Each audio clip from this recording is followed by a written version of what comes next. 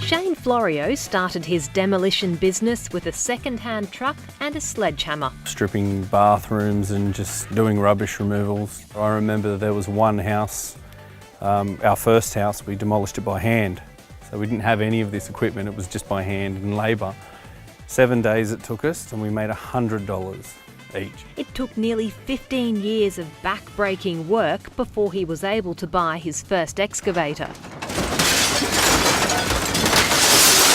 Every day got smarter and learnt by our mistakes. Just mistakes of underpricing jobs and feeling lucky that we could get the jobs. I learned a lot of how much time things take and how to do things throughout that process. Then his business landed a game-changing contract. Most of our jobs were in the $10,000 to $20,000 mark. And we picked a job up for just shy of $500,000. Yeah, it was very, very overwhelming. But once we got it under our belt and completed it, it opened up the doors. With business booming and all 3 excavators working flat out, Shane got a last-minute call for an emergency job. Katoomba RSL had caught on fire overnight, and then there was a wall on the front facade which, if it fell the wrong way, it could fall onto the road and potentially, kill someone. I basically looked around Sydney for a hire machine so that I could have an extra machine with the fleet, and everyone's so flat out with the infrastructure. So then I called CBA and I said, I need a machine. And they said, no problem, we can get the docs out in 2 days and get them signed and we can get the machine. I said, no, I need the machine tomorrow. So they made it happen. I got the machine delivered the next afternoon and it was working the next day.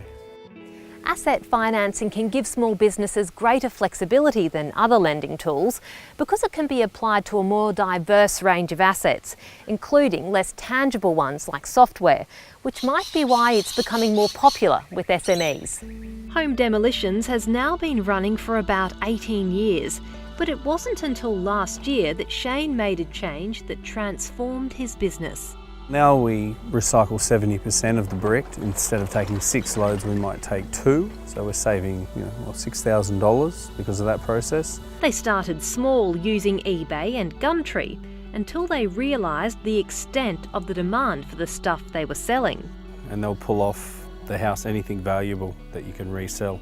So windows, doors, roofs, fireplaces, anything that people want that's second-hand. Margins jumped from around 7% per house to 30%. So we got about 80,000 items listed. Yeah, we list about 300 or 400 a week, turning over a stock of about 50,000 a month.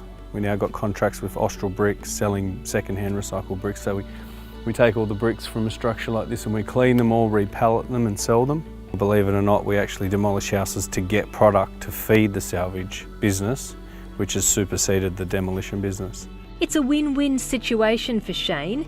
His business is booming. He's able to offer customers a better deal for demolition, and his environmentally friendly approach is getting strong support from councils and governments. Straight away, as soon as we were starting to raise the fact that we were recycling as opposed to just taking it to landfill, they were all for it. Things were just fast-tracked for us very quickly. So the red tape was snipped, which has been good for us and good for the environment. And of course, reducing his business's carbon footprint means Shane's business is a much more viable one for the next generation to take on, should they choose to. We're helping the planet and we're recycling and making money. We're very happy.